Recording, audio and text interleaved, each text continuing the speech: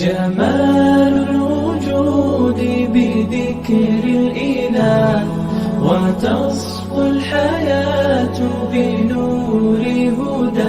آپ نے وہ واقعہ سنا ہے جو میں نے جمعے میں سنا رکھا تھا حضرت باجزید بستامی رحمت اللہ علیہ کا، کہ یعنی ایک خاتون اپنے وجود کو بیچتی ہے لیکن حضرت اس کی اصلاح فرماتے ہیں، اللہ کی عنایت کو اس کو ہدایت کی توفیق ہو جائے. یہ سارا واقعہ آپ نے سنا ہوا ہے.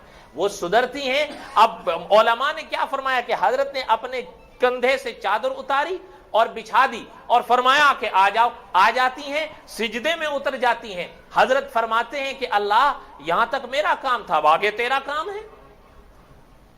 ٹھیک ہے یا نہیں؟ اور پتہ ہے میں نے جمعے میں ایک بات بتائی تھی، آپ جانتے ہیں نہیں جانتے، میں تو نہیں جانتا.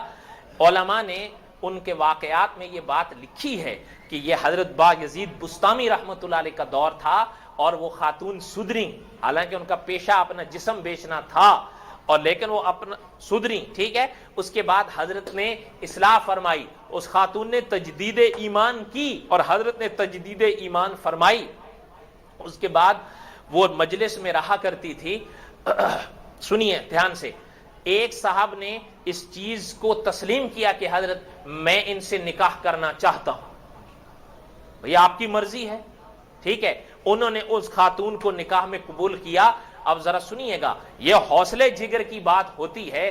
بعض حضرات آپ دیکھیں حضور صلی اللہ علیہ وسلم نے فرمایا، سنیے گا، حضور نے فرمایا جس نے گناہ کے بعد توبہ کر لی وہ ایسا ہو گیا کہ گویا اس نے گناہ کیا ہی نہیں ہے. اب کس کا کتنا ایمان ہے اس حدیث پر، یہ تو ظرف کی بات ہے.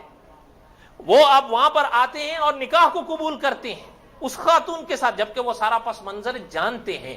حضرت نے نکاح پڑھا دیا. حضرت دونوں کی اصلاح فرماتے تھے. آپ کو پتا ہے علماء نے تاریخ میں لکھا ہے کہ اس نکاح کے صدقے میں اس خاتون کے گھر میں اللہ نے جتنے بیٹے دیے سارے اپنے وقت کے اولیاء کامل بنے.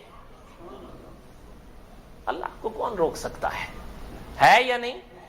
اور اگلی بات بھی سنیے، یہ چیز تو جمعے میں بھی رہ گئی تھی کہ ایک اس زمانے کا شخص آیا کہ کہو تو پتہ اس خاتون کا جواب علماء نے لکھا ہے کہ اس خاتون نے کہا کہ سنو وہ تو لعنت والی زندگی تھی، یہ رحمت والی زندگی ہے.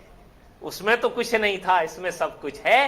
میں ذکر کرتی ہوں، 5 وقت کی نماز پڑھتی ہوں، قرآن کی تلاوت کرتی ہوں اور اپنے گھر کو سنبھالتی ہوں، اپنے بچوں کی نگاہ داشت کرتی ہوں. اور اس وقت جب میرے پاس آٹا آتا ہے، دانے آٹے کے لیے، میں اپنے ہاتھوں سے چکی میں اس کو پیستی ہوں، میرے ہاتھوں میں چھالے اٹھتے ہیں، مجھے حضور کی بیٹی حضرت فاطمہ یاد آ جاتی ہے.